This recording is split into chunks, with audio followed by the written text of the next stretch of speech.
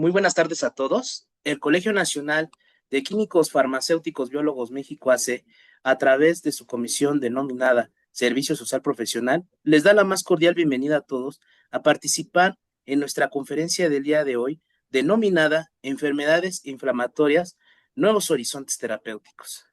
En esta ponencia se explorará el papel de los receptores activados por proliferadores peroxisomales en diversas enfermedades inflamatorias, incluyendo diabetes, enfermedades crónico-cardiovasculares, trastornos autoinmunes y patologías hepáticas.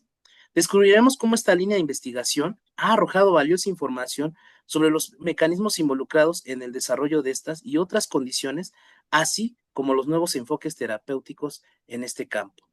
Por ello, el día de hoy me voy a permitir leer un poco de la semblanza del doctor Samuel Álvarez Almazán, quien es nuestro ponente en este tema y quien nos ilustrará con todos sus conocimientos sobre esta temática. Por ello, me permitiré leer un poco de su trayectoria profesional. El doctor Samuel Álvarez Almazán cuenta con más de 10 años en la investigación y la docencia.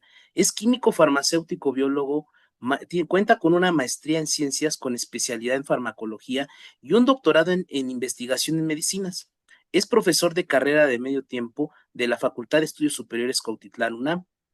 Ha impartido 120 cursos curriculares de química general, química para ingeniería civil, química orgánica aplicada, biotecnología, biología celular, bioquímica general estructural, metabólica y de sistemas, así como también ha tocado unos tópicos de anatomía, histología, fisiología humana a nivel licenciatura en las carreras de la Facultad de Estudios Superiores Cuautitlán de la UNAM, en medicinas, en las carreras de médico, cirujano y partero e ingenieros. Cuenta con 69 cursos de superación académica y ha impartido diversos cursos en esta temática. Es parte del Sistema Nacional de Investigación e Investigadores SNI, nivel 1, y su investigación se ha centrado en el estudio molecular y biotecnológico de enfermedades crónico-degenerativas. El producto de su investigación, en colaboración con la Facultad de Estudios Superiores Cuautitlán de la UNAM y la Universidad Autónoma del Estado de Morelos y la Universidad Autónoma Metropolitana, ha generado 10 artículos publicados en revistas indexadas de reconocimiento internacional, cuenta con 2 ponencias en eventos internacionales y 4 en eventos nacionales. Es miembro del comité editorial de la revista internacional Frontiers in Drug Discovery y miembro honumerario de la Asociación Mexicana de Profesores de Bioquímica, entre otras. Pues bien, sin más preámbulo, le voy a ceder el uso de la voz al doctor Samuel Álvarez Almazán, quien dará inicio con el tema enfermedades inflamatorias, nuevos horizontes terapéuticos. Doctor, bienvenido y muchas gracias por participar. Muchas gracias, estimado colega. Bienvenidos a todos. Pues vamos a iniciar platicando un poco sobre esta temática que ya nos comentaban en la presentación. De manera muy resumida, pues vamos a revisar algunos puntos que menciono a continuación. Iniciaremos con hablar un poco sobre qué es la inflamación, para poder entender un poco con más detalle qué son las enfermedades inflamatorias. Por lo tanto, después platicaremos sobre la participación de esta proteína, el receptor activado por el proliferador de peroxisomas, o también conocido como PEPAR, para posteriormente hablar de las terapias de uso común que ya se abordan hacia esta proteína. Y finalmente, los horizontes terapéuticos que estamos plasmando en este sentido, hacia esta proteína.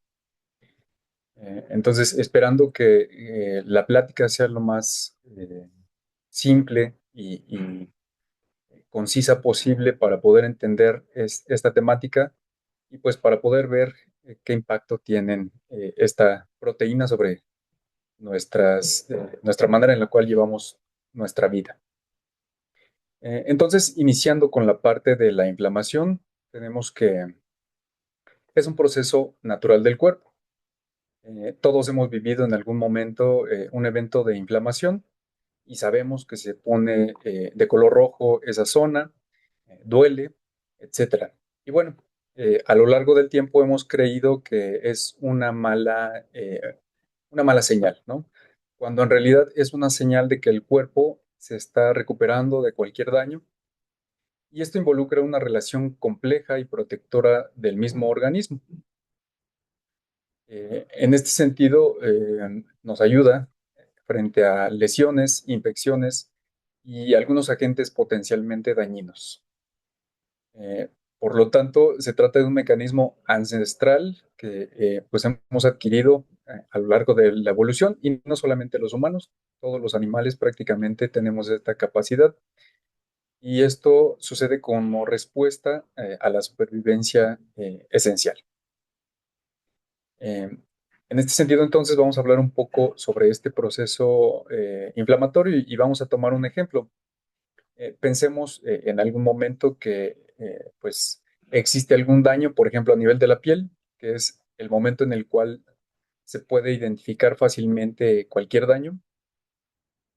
Eh, y en este sentido, podemos definir la inflamación como un proceso muy regulado que coordina la respuesta celular, vascular y molecular. Ahorita vamos a tratar de poner un ejemplo para poder entender estos tres pilares de la inflamación y, como ya lo mencionaba, para poder proteger al organismo y promover la reparación de los tejidos. Si nosotros tratamos de hacer un comparativo de lo que sería la piel, em, déjenme, a ver, ahí está. Si nosotros comparamos entonces la piel, podemos ver que es una especie de pared. Em, Creo que la comparación, no sé si, creo que me salí de la presentación.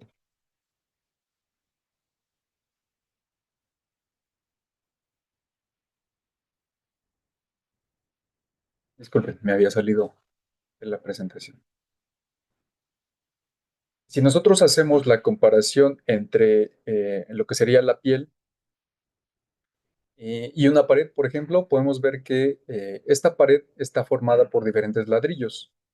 Entonces yo creo que podríamos imaginarnos que cada uno de estos ladrillos tiene una forma específica. En este caso pensemos que son ladrillos huecos y estos también están unidos con algún tipo de mortero que les permite este acomodo en específico.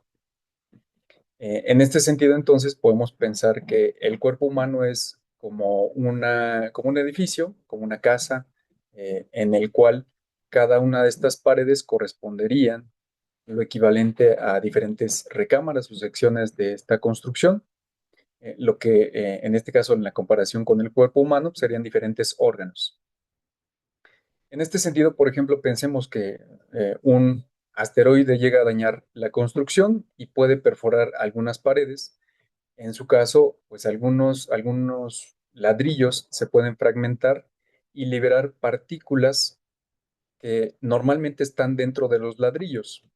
En este sentido, estas partículas empiezan a inundar estos espacios donde normalmente no deberían de estar y entonces empiezan a generar alguna reacción en nuestro cuerpo.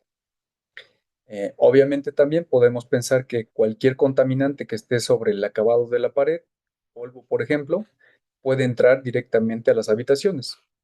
En este caso entonces podemos señalar dos moléculas o dos tipos generales de moléculas que pueden causar alteraciones o pueden estar donde no deberían de estar. Los primeros serían los patrones moleculares asociados a patógenos, es decir, si ese polvo que se metió que estaba en la pared llega a internarse a lo que serían las diferentes secciones de la construcción, como por ejemplo aquí podríamos decir que son bacterias, estas bacterias tienen ciertas composiciones moleculares que el cuerpo reconoce como extraños y a esto se le conoce entonces como patrones moleculares de daños. Y pensando en el otro tipo de moléculas, recordando que los tabiques se llegaron a fragmentar y a liberar contenido que normalmente no está afuera de estos, afuera de los tabiques, pues podemos hablar de patrones moleculares asociados al daño. Entonces, estos patrones DAMPs o MAMPs Tras liberarse, lo siguiente que hacen es generar una respuesta en aquellas células del sistema inmune que están presentes en el sitio y desencadenan dolor. En este caso, entonces, la señal de dolor produce una alarma. Eh, por lo tanto, esta alarma podremos entender como liberación de diferentes moléculas que producen estas células del sistema inmune, generan una localización. ¿Localización de qué? Del daño. ¿Y quiénes van a localizar este daño? Pues otras células del sistema inmune que normalmente están viajando en sangre. En este caso estamos viendo un esquema de lo que serían los vasos sanguíneos y el flujo que tienen estos a través de los capilares.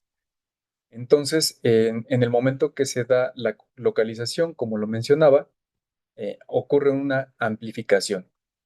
Es decir, nuevamente se liberan algunas moléculas dentro de estas células del sistema inmune que favorecen como una señalización para hacer que estas moléculas viajen y difundan hacia todos los lugares del sitio.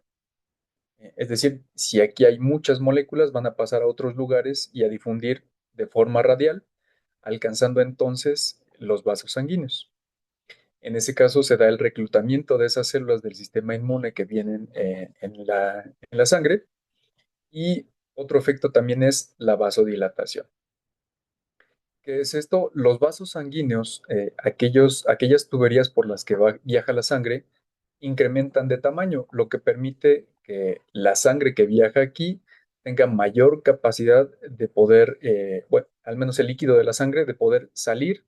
Se abren unos espacios de mayor tamaño por los cuales las células del sistema inmune pueden viajar y llegar directamente al sitio de daño. Entonces, cuando estas células alcanzan el sitio del daño, ocurre un hinchazón y en consecuencia un enrojecimiento. Esto es debido tanto a las moléculas que se liberaron como a las nuevas células que se acaban de reclutar. Esto con la intención de que se dé una resolución, es decir, las células que ahora se acaban de reclutar tienen la misión de poder destruir esas moléculas de daño, los DAMPs y los PAMPs. Y entonces lo que sucede es con el tiempo empiezan a recuperarse todo el sitio, toda la zona, y aquellos ladrillos que estaban rotos pues ya empiezan a desaparecer porque son degradados y digamos que se reconstruye toda la zona, toda la pared y se recupera del daño. Entonces podemos señalar estos eventos. Después de un daño al tejido, tenemos que se genera una alarma, la localización de ese daño, la amplificación de las señales que suceden a través de ese daño, el reclutamiento de células, se acotan, es decir, se ubican o llegan al sitio las células reclutadas y se pueden dar dos situaciones diferentes. La primera y la mejor de todos los casos es se lleva a cabo la destrucción que ya mencionábamos de aquellas moléculas que normalmente no deben de estar ahí, la limpieza y en consecuencia la reparación. Sin embargo, puede haber otro evento que no es deseable, en el cual no se lleva a cabo esa destrucción y entonces esos patrones de daño generan una inflamación crónica. Y es aquí donde vamos a empezar a profundizar un poco más sobre la participación de la proteína que vamos a mencionar. Entonces, como les decía, la resolución nos lleva a la recuperación del tejido y entonces estas células del sistema inmune, sobre todo los macrófagos, hacen la limpieza de esos patrones MAMPs o PAMPs asociados a los daños que ya mencionábamos. Se da la reparación, etc. Sin embargo, en la inflamación crónica, después de que pues, se dan las señales de destrucción del estímulo, pues estrictamente no suceden aquí o no de una buena manera en la inflamación crónica. En consecuencia, entonces, aparecen o estaríamos hablando de las enfermedades inflamatorias. Y aquí voy a permitirme hablar de un mito. Se dice que la inflamación siempre es visible y dolorosa, pero en realidad no lo es. Retomando este ejemplo en el cual tenemos una construcción y dentro de las diferentes paredes de esta construcción tenemos tuberías, por ejemplo, de agua, de gas. Si de pronto existe alguna fuga, normalmente no se identifica a tiempo, como lo platicábamos para el caso de un daño en la piel. Si nosotros pensamos en una inflamación que está en órganos más profundos, por debajo de la piel, pues haciendo el comparativo con los niveles de humedad, por ejemplo, en una construcción, pues la humedad se ve después de mucho tiempo, después de que ya generó estragos.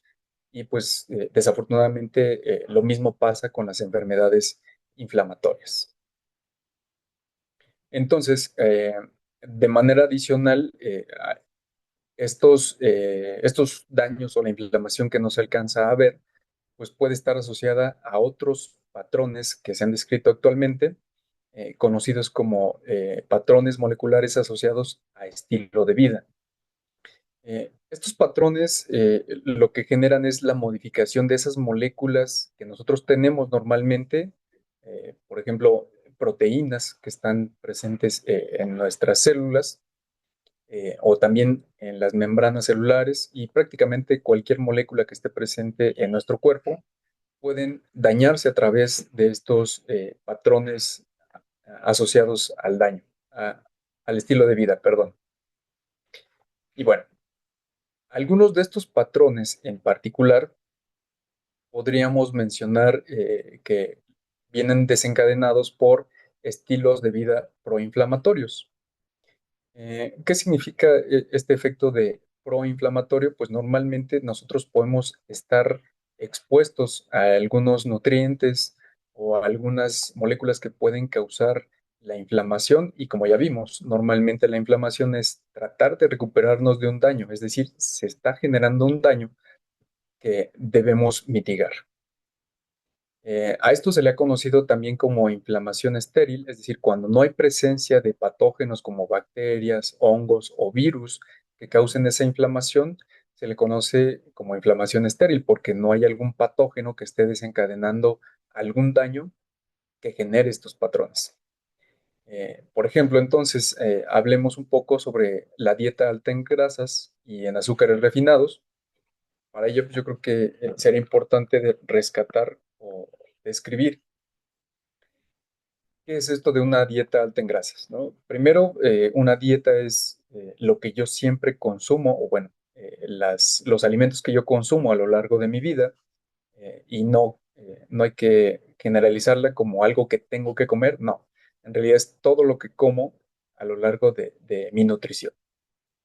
Y una dieta alta en grasas implica que de pronto yo a lo mejor puedo consumir, no sé, un taco de carnitas, un taco de barbacoa, y no hay tanto problema porque puede ser parte de una alimentación saludable, pero cuando ya de pronto yo vivo de este tipo de alimentos, por ejemplo, que de pronto consuma muchos alimentos fritos, pues ahí tenemos muchas grasas que están entrando a nuestro cuerpo y vamos a ver que todas estas grasas que involucran algunos tipos de lípidos como el colesterol o como ácidos grasos que forman triacilgliceroles, pues estos se van almacenando en nuestro cuerpo y su almacenamiento, así como todo su procesamiento, puede causar inflamación. En el caso de los azúcares refinados, podríamos pensar que, o nuestro punto de partida sería, ¿qué son los azúcares? Los azúcares serían aquellos alimentos que generalmente nos producen un sabor dulce tras su consumo, como por ejemplo el azúcar de mesa. Normalmente es un tipo de azúcar, vamos, creo que es el más representativo y es el que más se aprovecha en la industria alimenticia. Sin embargo, cuando nosotros hablamos de azúcares refinados, a nivel industrial se eliminan cualquier otro tipo de contaminante que no sean azúcares y esto hace que una cucharada de azúcar refinada, por ejemplo, tenga una mayor cantidad de azúcar o de molécula que cause dulzor en comparación con un azúcar mascabada, por ejemplo. Esta diferencia en cuanto a la cantidad de azúcar por gramo consumido, pues nos causa algunos problemas. Sobre todo, por ejemplo, pensando que estos azúcares no solo vienen en alimentos sólidos, sino que también vienen en bebidas. Aquí puse un ejemplo representativo de un refresco cuyos niveles de azúcares son muy altos. Entonces, una dieta nada recomendable sería pues, una dieta de comida rápida, en la cual son alimentos fritos a base de muchos carbohidratos o azúcares refinados. Y pues esto nos lleva a que todos esos carbohidratos, después de ser digeridos, llegan a nuestra sangre y en la sangre incrementan los niveles de glucosa que tenemos en sangre. Esto es lo que coloquialmente conocemos como azúcar en sangre. Entonces, mientras más azúcares refinados consumamos, más incrementa la glucosa en nuestra sangre. El gran problema es que todo ese azúcar se tiene que o consumir o almacenar. Si no se consume, pues terminará almacenándose. Entonces, el hecho de que se almacene, eh, una parte se transforma en glucógeno, pero otra gran parte, si es demasiado el exceso, puede transformarse en lípidos. Y esto se transforma en grasa. Entonces, contrario a lo que podríamos pensar, el- el- vamos a decirlo así, si yo de pronto subo de masa corporal, de masa lipídica, pues no solo es porque yo estaría consumiendo una dieta alta en grasas, sino sobre todo una dieta alta en azúcares. Y pues no se diga en azúcares refinados. Y bueno, por ejemplo, aquí hablando de la diabetes, esta es considerada una enfermedad cuyo componente patológico principal es una alta concentración de glucosa en sangre. Y bueno, por ejemplo, después de una comida es normal que los niveles de glucosa incrementen. Y bueno, nuestro cuerpo lo que hace es tratar de generar algunos eventos para disminuir esos niveles de glucosa.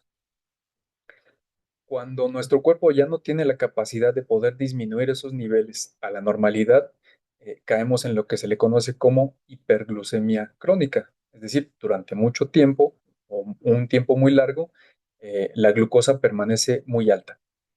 Actualmente se menciona que una glucosa por arriba de 126 miligramos por decilitro en sangre hace alusión a que pues, hablamos de que esta persona puede tener diabetes.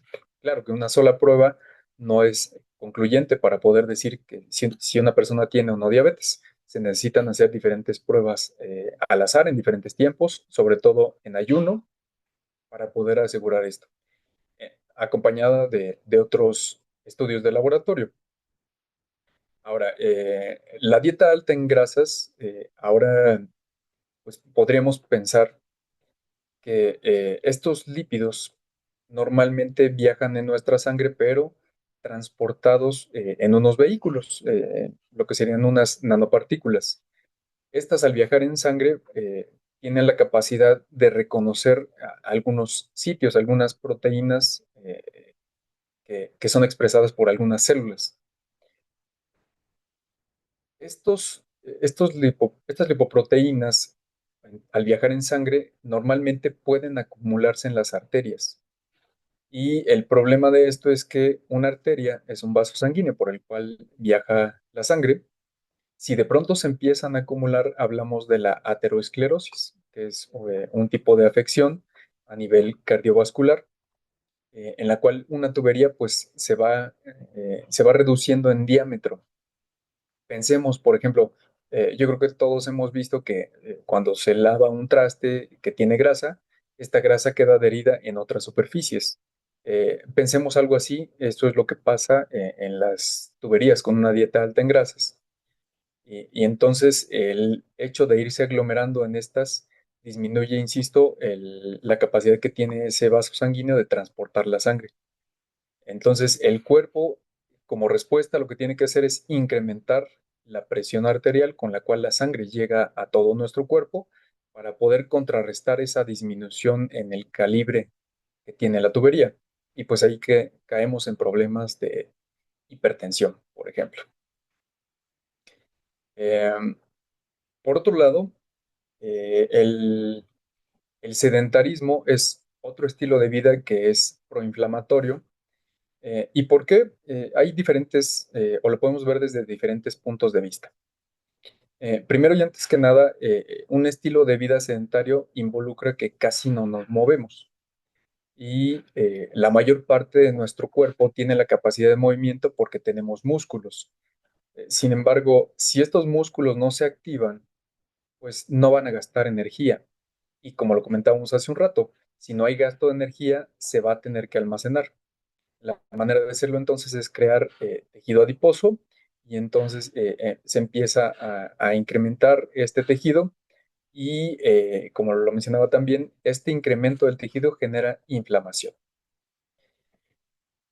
Por otro lado, entonces, el sistema circulatorio, es decir, la conexión del corazón con todos los vasos sanguíneos, el flujo sanguíneo de todo nuestro cuerpo se ve apoyado con la actividad física, el caminar, el moverse, el estirarse. Todo esto contribuye a que el sistema cardiovascular, que la sangre, pueda viajar más fácilmente y no le dejemos todo el corazón. El hecho de estar o permanecer en cierta posición durante demasiado tiempo implica que va perdiendo efectividad nuestro sistema muscular y por lo tanto el sistema circulatorio también se ve afectado. Y bueno, por otro lado, entonces, si el sistema muscular no es ocupado, pues empezamos a perder masa sanguínea, perdón, masa de músculo. Entonces, si hay menos músculo, hay menor capacidad de poder almacenar la glucosa en forma de glucógeno. Y nuevamente nos lleva a ganar más masa de tipo lipídico. Y pues esto es de lo que más nos afecta a nivel cardiovascular, a nivel del músculo. Pero pues hay muchas otras cosas que están debajo de este estilo de vida. Posteriormente podemos hablar de la exposición a contaminantes. Eh, Estos contaminantes, pues hay de muchos tipos y pues en realidad a los que alcanzamos a ver, podríamos decir que son los menos peligrosos. ¿En qué sentido? En esta imagen podemos ver muchos puntos de contaminación. Dentro de ellos podemos ver sobre todo los plásticos, que si bien es cierto es un problema visual, va mucho más allá porque a lo largo del tiempo estos plásticos se van dañando, se van erosionando y pequeñas partículas salen de estos recipientes. A pesar de que se reciclen, claro que siguen siendo un problema porque la erosión o el desgaste que tienen estos plásticos pues es inevitable y forman pequeñas nanopartículas, micropartículas, mismas que absorbemos todos los seres vivos y pueden pasar a lo largo de diferentes secciones de la Tierra. Y bueno, estos plásticos, por ejemplo, cuando ingresan a nuestro organismo, ya sea a través de la alimentación por plantas, si nosotros, por ejemplo, consumimos espinacas y estas espinacas fueron regadas con agua que llevaba microplásticos o nanoplásticos, pues inevitablemente estos van a alcanzar estos nutrientes, estos alimentos, y lo mismo, inevitablemente los vamos a consumir.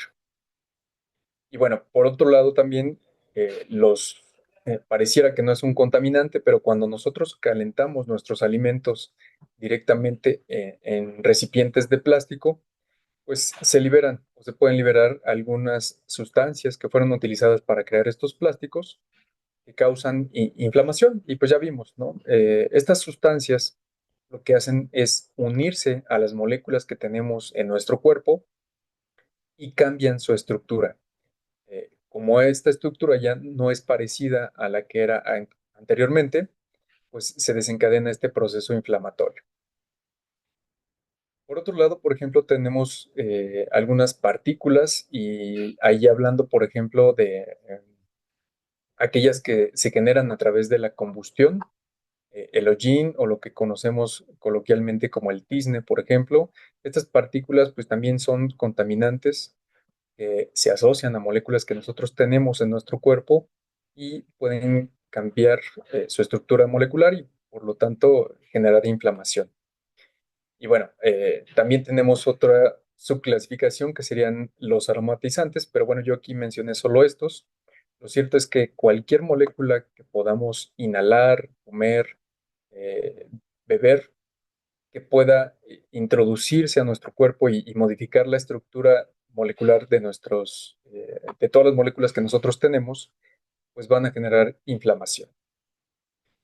También, pues no se diga, los desechos industriales. Es totalmente preocupante que, pues, a pesar de que tenemos diferentes niveles de control para evitar la producción de estos desechos industriales, hay trazas que salen al medio ambiente, ya sea vía aérea o vía drenaje. Y pues bueno, finalmente, pues el drenaje llega a algún lugar y pues genera la acumulación de esos contaminantes que inevitablemente en algún momento podríamos pensar que regresan a nosotros a manera de alimentación o algún otro producto con el que estamos en contacto. Porque estos contaminantes pues no solamente entran a través de nuestra digestión, sino que a través del contacto de la piel. Eh, como último punto que menciono aquí es el alcoholismo y el tabaquismo. Eh, Pareciera ser inofensivo contra la inflamación, pero pues son o contienen moléculas que hacen que nuestras propias moléculas cambien. Por ejemplo, el alcohol, derivado de su metabolismo, esto es, cuando nosotros consumimos etanol, coloquialmente llamado alcohol en el que convivimos con cervezas, con algún tipo de bebida alcohólica, es transformado directamente a otras moléculas. Estas moléculas pueden formar parte de nuestro metabolismo y si de pronto se acumulan demasiado, pues existen cambios a nivel de la célula que producen inflamación. Algo preocupante es, por ejemplo, que cuando nosotros consumimos etanol, pero de una manera muy exagerada, no de manera social, genera que ese exceso de etanol empiece a inundar diferentes órganos que tenemos y dañar la función normal de estos órganos. Un ejemplo es el páncreas. Un exceso del consumo de etanol puede producir que se inflame el páncreas y este órgano es muy importante porque produce hormonas que controlan los niveles de glucosa en nuestra sangre. Entonces, si el páncreas se daña, pues seguramente podemos estar en riesgo de desarrollar diabetes. Para el caso del tabaquismo, que pues se ha descrito que hay muchísimas sustancias que se liberan vía aérea, y no solo para los fumadores, sino para todas las personas que están en contacto con este humo, pues igual, causan daño, modifican nuestras moléculas. Y bueno, esto no solo pasa con el tabaco, prácticamente con los vapeadores también sucede. Hay algunas moléculas que son absorbidas a través de nuestros pulmones. Insisto, no necesitamos ser fumadores para que inhalemos moléculas tóxicas. Entonces, pues qué bueno que ya se ha reforzado mucho estas secciones de no fumadores en lugares donde hay fiestas o en algunos restaurantes, porque pues tratar de alejarse de estos factores contaminantes que pueden producir inflamación. Y bueno, por ejemplo, pues podemos mencionar que muchas de estas moléculas no solo están asociadas con la inflamación y no solo recaen en patologías como las que vamos a tocar el día de hoy, sino que también pueden ser abordadas desde el punto de vista del cáncer. Pero bueno, esa es otra historia. Nuevamente, o para cerrar esta parte, pues tenemos que estos patrones de estilo de vida generan cambios a nuestras moléculas que producen enfermedades inflamatorias, lo que conocemos como inflamación estéril, es decir, no entra algún agente patógeno como un virus, un hongo o una bacteria y causan la inflamación.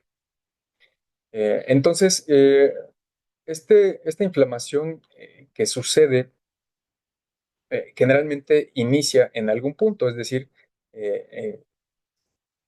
se da una inflamación local, es decir, en alguna zona del cuerpo, pero a lo largo del tiempo, como ya lo vimos en el primer esquema, la sangre sí alcanza este sitio y por lo tanto las moléculas que pueden llegar a liberarse en ese sitio pueden viajar en sangre y alcanzar todo nuestro cuerpo. Y ahí es cuando la inflamación local se vuelve una inflamación sistémica, gracias o en consecuencia a todos estos estilos de vida. Y bueno, las células del sistema inmune pues están en todo el cuerpo, entonces en cuanto estas moléculas alcanzan una célula del sistema inmune, se pueden activar y entonces se desencadena este proceso de reparación, porque recordemos que estas células, las células del sistema inmunológico, si encuentran una alteración de forma, es decir, que normalmente no hay algo, encuentran algo que normalmente no está en nuestro cuerpo, intentarán reparar ese cambio molecular. Y entonces la inflamación puede alcanzar, insisto, todos los órganos. Y, por ejemplo, algunas moléculas que liberan las células del sistema inmunológico pueden ser la interleucina número 6. Y aquí vemos que esta interleucina puede viajar en sangre y llegar a nuestro hígado. En este caso, nuestro hígado como consecuencia, pues produce algunas otras moléculas que lo hacen trabajar de una manera diferente. Cuando normalmente estaba dedicado a hacer ciertas cosas, ahora tiene que hacer otras cosas más. Y entonces le damos un exceso de trabajo. Por otro lado, nuevamente, el modificar los patrones de las moléculas que tenemos en nuestro cuerpo eh, puede recaer en la producción de fiebre. Y el más afectado seguramente será nuestro cerebro. Es un órgano muy delicado que pues, requiere de mecanismos muy controlados de temperatura, de cantidad de agua que tiene, etcétera. Asimismo, en esta inflamación existen diferentes eventos moleculares, es decir, se producen diferentes moléculas. Dentro de ellas hay algunas que se unen a algunos receptores, que son proteínas que normalmente interactúan con estas moléculas. Y en este caso, los receptores activados por el proliferador de peroxisomas son receptores que están en el citoplasma de las células. Es decir, dentro de cada una de nuestras células hay un espacio en el que se encuentran estos receptores. Eh, y se ha descrito que la falta de activación adecuada de estos receptores contribuye al desarrollo de la inflamación de bajo grado que sucede en diabetes, en enfermedades cardiovasculares, trastornos autoinmunes y patologías hepáticas. Y bueno, ahí es donde encontramos la conexión entre este receptor y la inflamación en estas enfermedades. Bueno, pero ¿qué son estos receptores? Pues podríamos decir que tienen tres hermanos, es decir, alfa, beta o delta y gamma. Es como la clasificación que le dieron al virus, al SARS-CoV-2, con letras griegas. Y en este caso, entonces, al tener tres hermanos, quiere decir que los tres son muy parecidos, pero cada uno tiene ciertas particularidades. Son conocidos como, ya les mencionaba, son factores de transcripción nuclear. ¿Qué es esto? Que tienen la capacidad de poder viajar al núcleo de nuestras células. Sabemos que ahí existe el código genético, nuestro DNA, y una vez que existen algunos procesos en el núcleo, se pueden producir otras proteínas. Estas otras proteínas que se expresan o que son producidas regulan genes del metabolismo de lípidos, así como de la inflamación. Y aquí se puede observar también entonces la conexión entre una dieta alta en grasas y la participación de estas proteínas, de estos receptores. Si nos centramos en esta imagen en la cual tenemos una inflamación en la mano, y en esta inflamación recordemos que tenemos diferentes células, mismas que ya habíamos visto en este esquema, podemos ver que las células del sistema inmune son las que se están acumulando aquí y eh, en consecuencia de los factores de daño que se están generando y de algunas moléculas señalizadoras por parte del sistema inmunológico, producen la expresión de las proteínas. Entonces, imaginemos que esta es una célula del sistema inmune.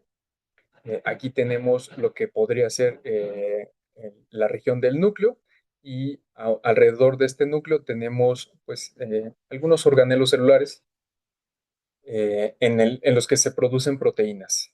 Estas proteínas que normalmente producen estos receptores, las vamos a ver más adelante, pero en esencia o en resumen, tras su activación, estos receptores viajan al núcleo, producen o generan que en consecuencia se produzcan ciertas proteínas y esas proteínas participan en la síntesis de algunas moléculas que generan el dolor.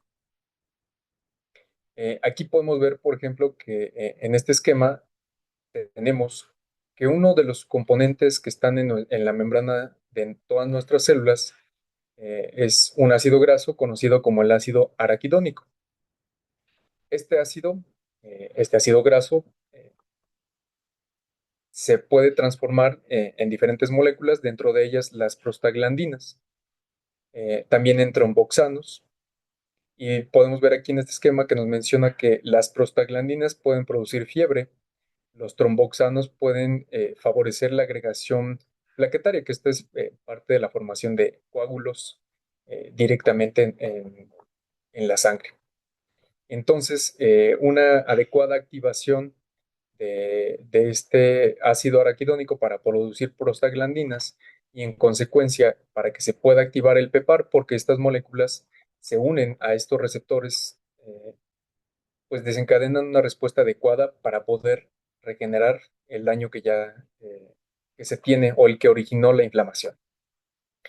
Entonces, las células del sistema inmune, como los mastocitos y los macrófagos, producen este ácido araquidónico y, como lo comentábamos, el dolor producido por estas moléculas hace que pues, se activen las células del sistema inmune. Ahora, hay algunos medicamentos que evitan que se formen prostaglandinas. Los muy conocidos antiinflamatorios no esteroideos, o también conocidos como AINES, estos son muy utilizados para disminuir el dolor. Sin embargo, aquí me permito hacer un espacio para poder comentarles que no es adecuada la automedicación. En charlas anteriores, en semanas pasadas, platicábamos un poco en algunas charlas sobre, del colegio, donde se mencionaba o se resaltaba la labor del farmacéutico para evitar la automedicación. Y bueno, en definitiva, creo que siempre tratamos de hacer nuestro mejor esfuerzo.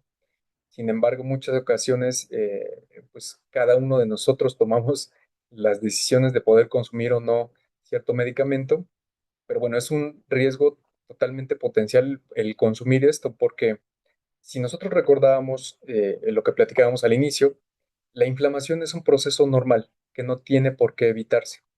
Claro que si ya hablamos de a lo mejor alguna cirugía o algún proceso que produce un dolor insoportable, ahí ya es otra cosa. Y finalmente el médico es quien determina o debería de determinar eh, en qué momento empezar a usar un antiinflamatorio, pues para poder generar la recuperación de esa zona lo mejor posible. Sin embargo, no siempre pasa así. Generalmente estos antiinflamatorios se recetan de manera no tan, no tan, no quería decir controlada, pero no tan, pues sí, vamos a dejarlo así, no tan controlada. Se recetan de manera indiscriminada o los mismos pacientes, nosotros como pacientes, compramos estos medicamentos que no requieren receta médica y bueno, insisto, no es adecuado.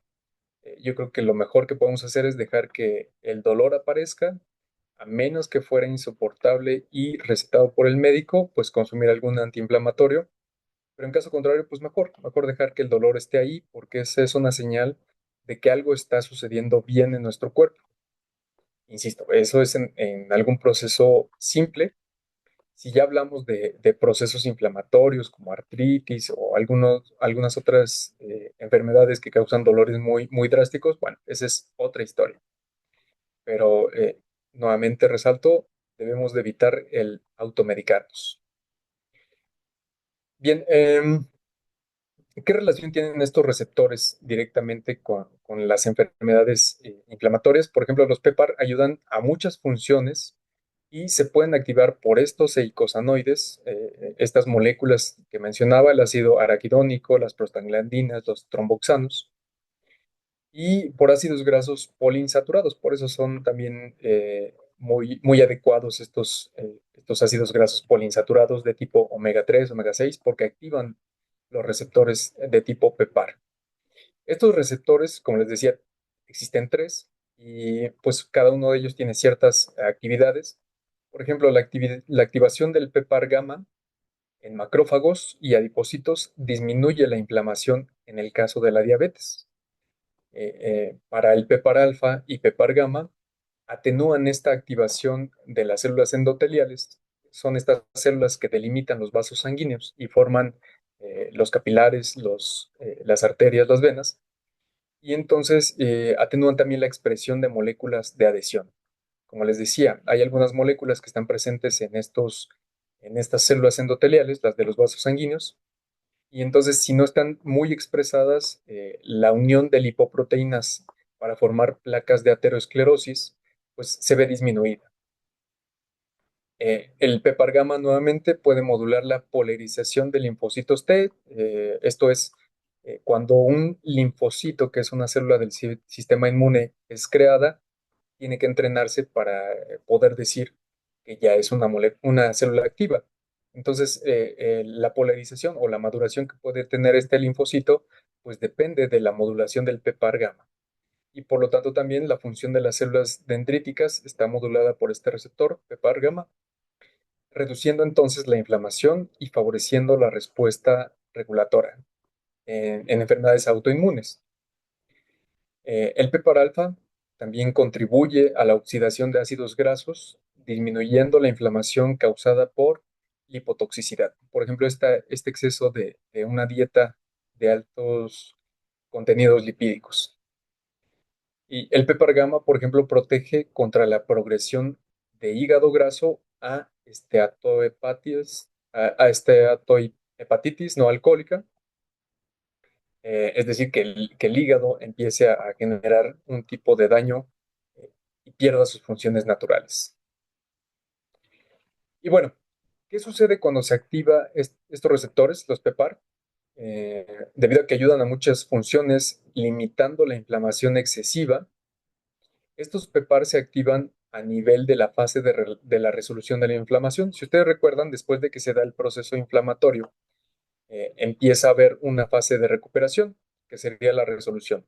Y de aquí es que tomamos dos caminos, ya sea la recuperación o caer en enfermedades crónicas, o la inflamación crónica, perdón. Entonces, dentro de las moléculas que pueden producir, una vez que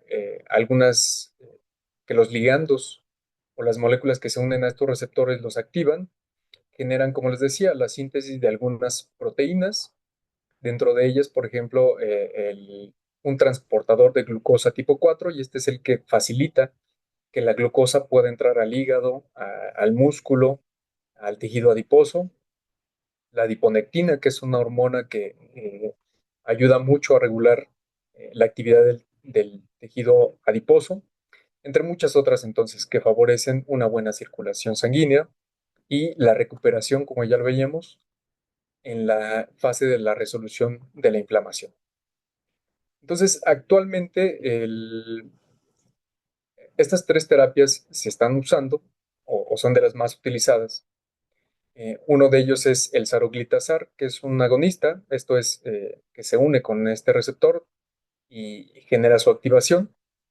Es un agonista de dos receptores, el receptor PEPAR alfa y el PEPAR gamma, que es aprobado para su uso directo en la India y en México, y es utilizado para la dislipidemia diabética.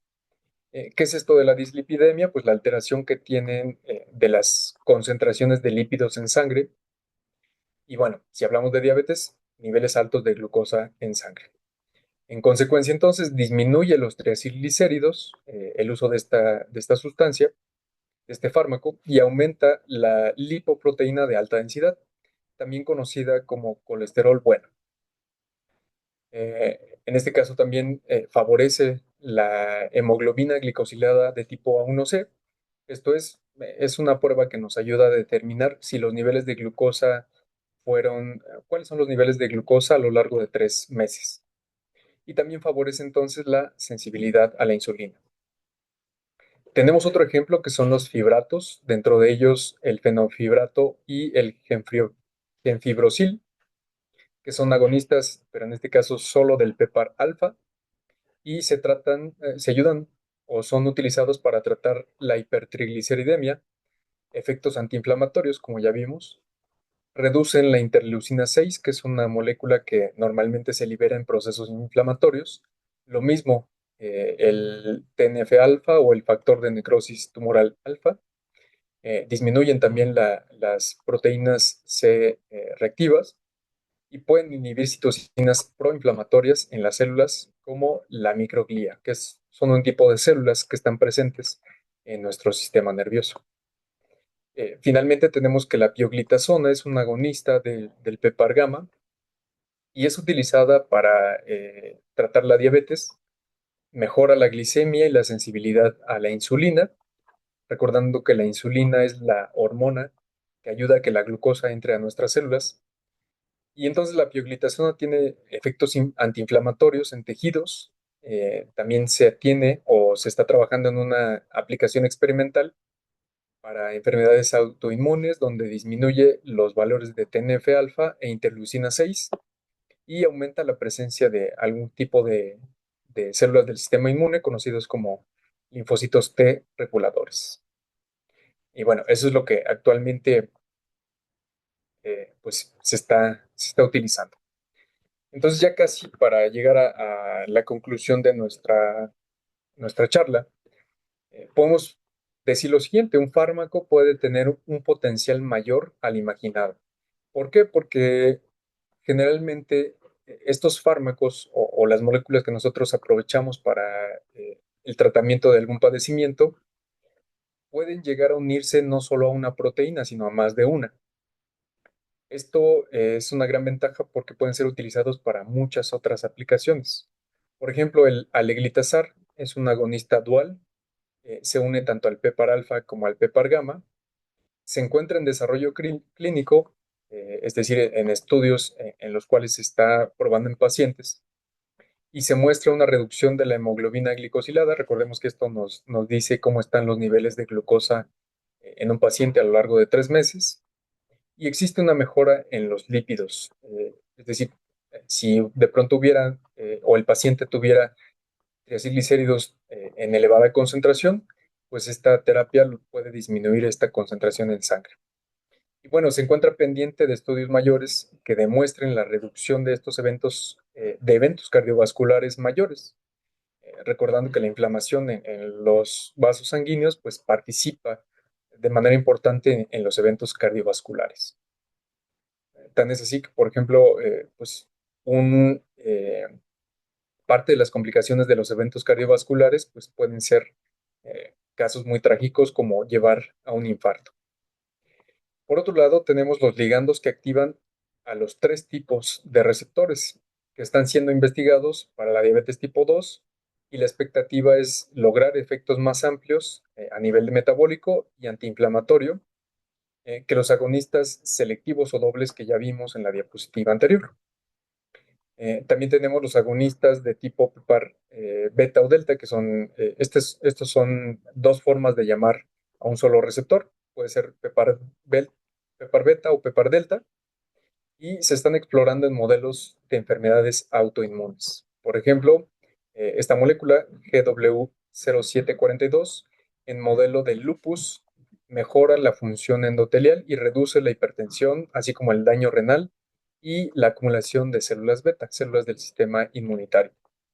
Entonces, pues lo cierto es que siempre hay mucho que hacer a nivel de investigación para poder ir más allá de las terapias que actualmente conocemos, porque el hecho de que sepamos que cierto medicamento tiene un fármaco que produce una respuesta, no quiere decir que sea la única respuesta.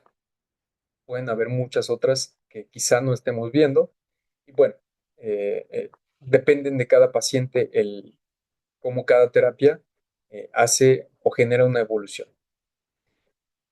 Bien, y bueno, aquí me permito pasar a un tema que aborda la alimentación y considero a lo largo de, pues, la investigación que se ha desarrollado que el mejor tratamiento es la alimentación, en definitiva.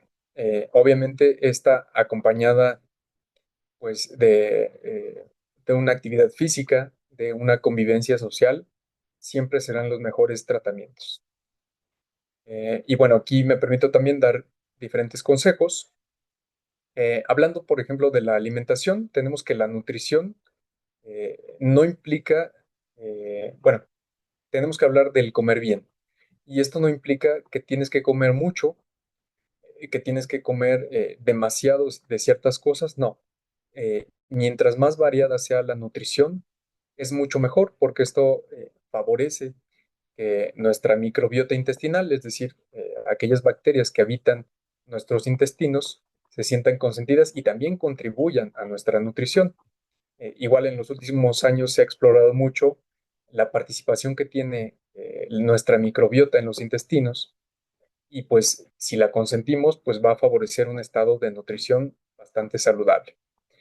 Y por otro lado, pues creo que es necesario cultivar nuestros alimentos en la medida de lo posible, porque no siempre es viable. Eh, si de pronto tienes una pequeña maceta donde puedes cultivar algo muy rápido o algo sencillo de cultivar, por ejemplo, jitomates, pues esto va a ayudar a que tu consumo sea un tanto más saludable porque a lo mejor no va a haber algún tipo de agroquímicos que también son contaminantes que pueden pues dañar nuestras propias moléculas y pueden causar inflamación. Entonces, todo esto creo que es pues bastante favorable. Y bueno, la nutrición es solo un pilar de los 5 que podemos ver aquí. Pongo en segundo término, y no quiere decir que sea el menos importante, todos estos contribuyen de manera muy importante. Y el seguimiento médico, como lo mencionaba, siempre es muy importante. El médico es el mejor profesionista que puede eh, tener la capacidad de diagnosticar y por lo tanto, pues actualmente de recetar, al menos en nuestro país. La capacidad que tiene el médico es muy buena para poder generar un historial del paciente, ver cómo se puede abordar desde el punto de vista terapéutico. Por ello siempre se hacen estudios para determinar el estado antes del paciente, cuando el paciente llega, a lo largo de su tratamiento y cuando se da de alta. Y como lo mencionaba, los medicamentos que determine el médico, pues serán o debieran ser los adecuados según su patología o patologías asociadas, porque eh, es costumbre a veces que vemos un problema y tratamos de mitigar con una solución, pero en realidad el cuerpo humano es tan complejo que no podemos verlo así de simple. Existen diferentes alteraciones que deben ser consideradas pues, para algún tipo de tratamiento, por ejemplo. Por otro lado, el estilo de vida, como ya lo vimos, es sumamente importante y creo que aquí es importante resaltar la fuerza de voluntad para poder hacer actividad física.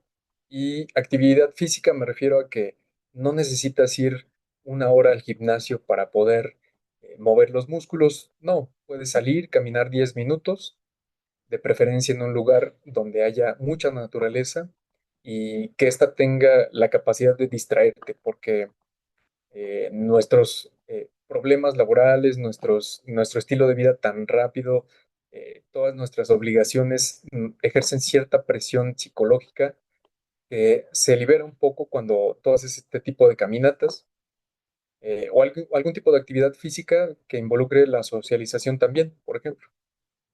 Reírse ayuda mucho. Y pues volvemos a caer en las costumbres alimenticias. Desafortunadamente, nuestro estilo de vida tan rápido, el poco tiempo que tenemos para dedicarnos, hace que prácticamente comamos lo primero que encontramos. Y pues eso para nada es bueno, como ya lo vimos hace un rato. Insisto, yo creo que no se trata de no comer tales alimentos, sino más bien sí se pueden comer, pero no vivir de ellos, no vivir solamente a base de hamburguesas, a base de pizza, etcétera. Hay que diversificar nuestra alimentación. Por otro lado, pues tenemos el apoyo social. Los familiares participan de manera importante Y bueno, si de pronto no hay apoyo familiar, pues también nos podemos apoyar en las amistades. Porque, como ya lo mencionaba, el efecto psicológico que causa el poder socializar, el poder reírnos, es favorable para nuestra salud, para nuestra inflamación. Ya no lo platicamos con detalle, pero cuando nosotros convivimos con alguien, nuestro cerebro libera algunas moléculas con capacidad antiinflamatoria. Y lo mismo sucede con el ejercicio. No solamente es movernos, no solamente es gastar algunas calorías cuando nos movemos, no. Se producen algunas moléculas que favorecen nuestro estado de ánimo de buena manera. Y por eso entonces concluyo con la actividad física. Siempre es importante estarnos moviendo. Es de los pilares que considero más importantes el estarnos moviendo. Insisto, no es necesario inscribirte a un gimnasio. Si puedes caminar, si puedes hacer algún tipo de ejercicio en casa, en un pequeño espacio, es adecuado. Y qué mejor si contagias a las personas que te acompañan en casa a que hagan una rutina de actividad física. A lo mejor 5 minutos es suficiente para llevar un excelente estilo de vida. Eh, es importante puntualizar que cuando se tiene o se intenta hacer algún tipo de régimen de actividad física, pues es importante que vaya de la mano o vaya acompañado con un especialista de la nutrición, sobre todo para evitar la sobrealimentación, porque si de pronto pasamos de un estilo de vida sedentario donde nuestro movimiento no es mucho, nos empezamos a mover y nos empieza a dar hambre. En consecuencia, esto hace que pues tengamos que comer más. Y vamos, una buena nutrición no necesariamente es comer mucho. Eh, puedes incrementar algunos nutrientes directamente en tu alimentación, pero hay que evitar la sobrealimentación, es decir, comer más de lo que necesitamos, comer más de lo que gastamos. Y a su vez, qué mejor si hablamos de una nutrición protectora. Actualmente hay muchos estudios que se centran en los nutrientes o la capacidad que tienen estos nutrientes de favorecer nuestro estilo de vida adecuado, saludable, sobre todo pensando en antioxidantes, por ejemplo. Esto nos lleva a que es necesario comer muchas frutas y verduras para poder consumir este tipo de nutrientes y tener, en este sentido, una nutrición protectora. Y esto nos lleva a lo siguiente.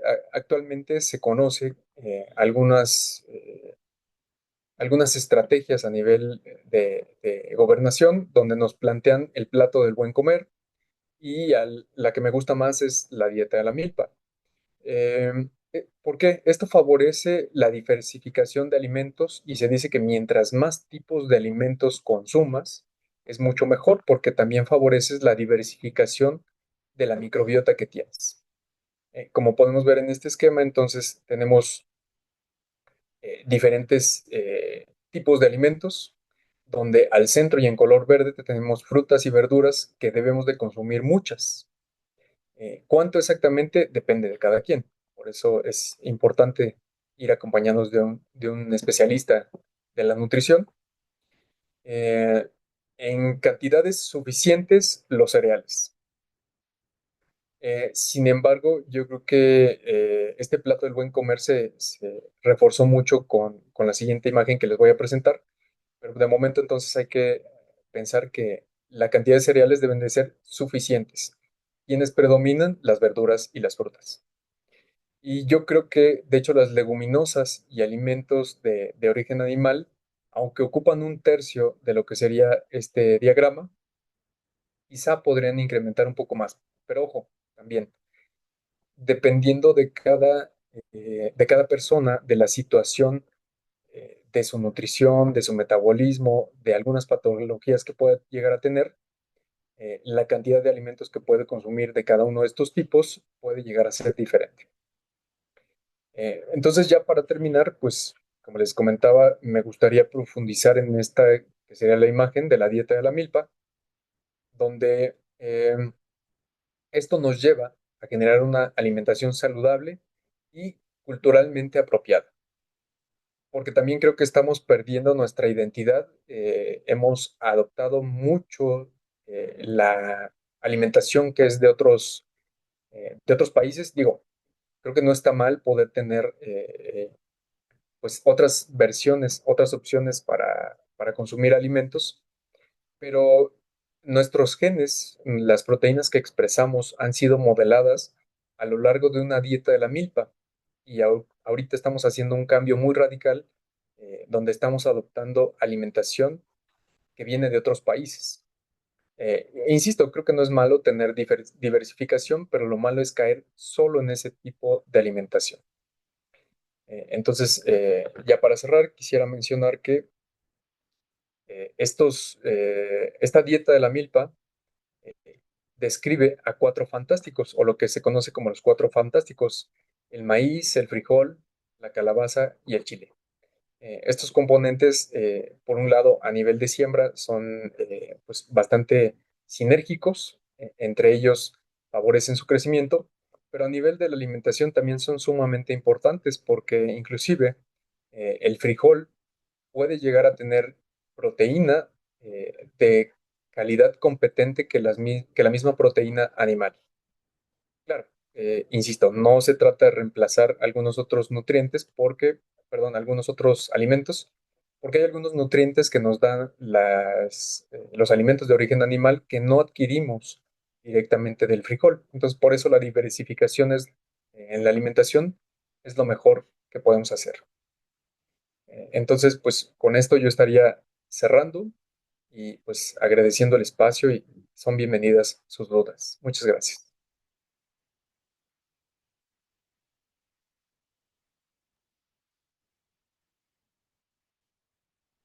Muy buenas tardes. No sé si tengan en nuestro público alguna duda referente al tema.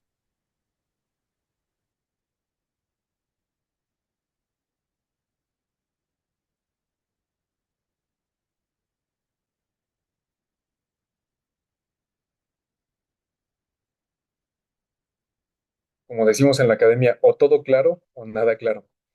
Muchas gracias.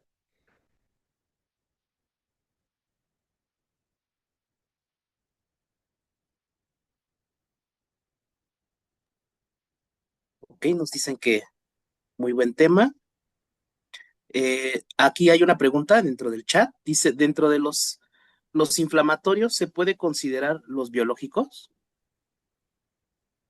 Um, no me queda muy clara la pregunta. No sé si pudieran profundizar un poco más a qué se refieren con los biológicos. O a lo mejor estoy pensando en vacunas, por ejemplo,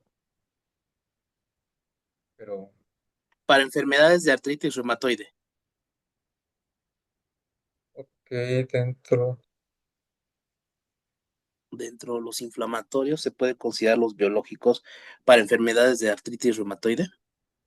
No sé si quisiera abrir el micrófono el usuario de esta pregunta para que pueda expresar su Para que nos pueda aclarar. cuestión.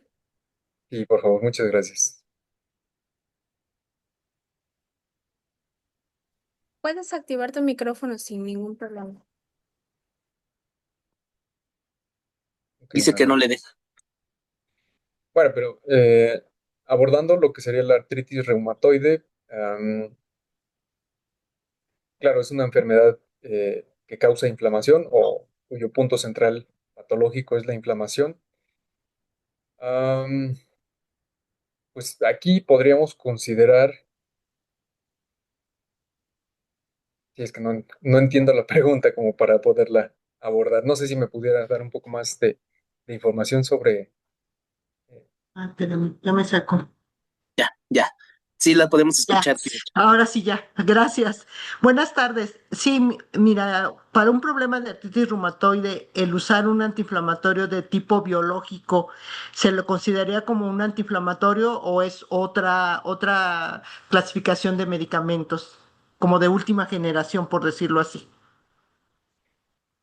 Sí, la verdad es que la clasificación de antiinflamatorios creo que puede abordarse desde muchos tipos o desde muchos eh, puntos de vista. Entonces, sí, un biológico, un producto biológico, si causa o disminuye la inflamación, sí podría ser considerado ¿Qué clasificación exactamente podría ser? Pues ahí sí depende. Porque, insisto, Ah, ok. podría ser clasificado como un producto biológico antiinflamatorio. Ah, ok. Gracias, doctor. No, al contrario, muchas gracias por la pregunta. ¿Alguien más?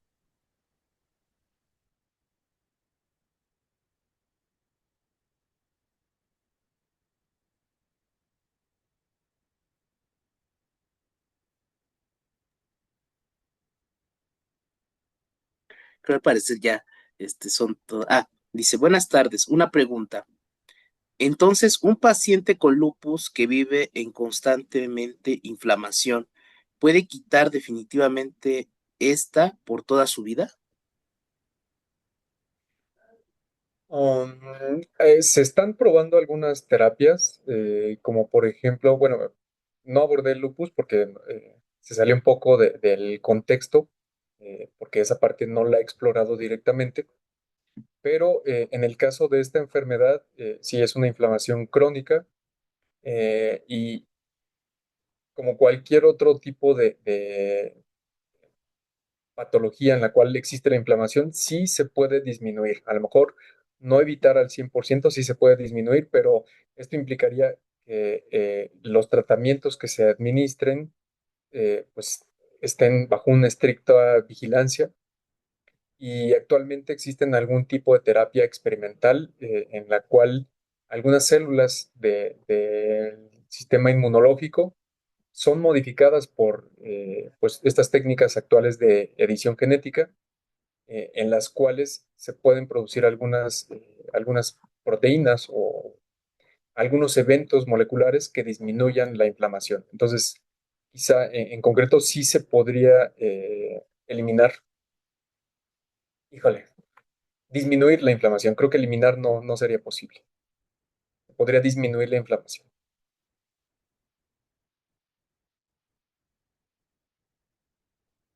Creo que quedó. Sí, muchísimas gracias, doctor. ¿Alguna pregunta más? Nuestros participantes. Ujú. Creo que al parecer son todas nuestras preguntas. Perdón, yo otra, María de Jesús de nuevo. Doctor, en caso de que, por ejemplo, un padecimiento de artritis reumatoide, si yo hiciera un balance de alimentación, ¿me ayudaría a no tener tanta inflamación? Sí, sí, en definitiva. No me gustaría generalizarlo así, pero mi punto de vista es que la alimentación sí podría ser considerada una herramienta para el tratamiento. Y entonces, en definitiva, la alimentación nos puede ayudar para mejorar cualquier situación patológica que tengamos. Sí, en Muchas definitiva. gracias. No, al contrario. Creo que al parecer, ¿alguna otra pregunta de nuestros participantes? Pues muy bien.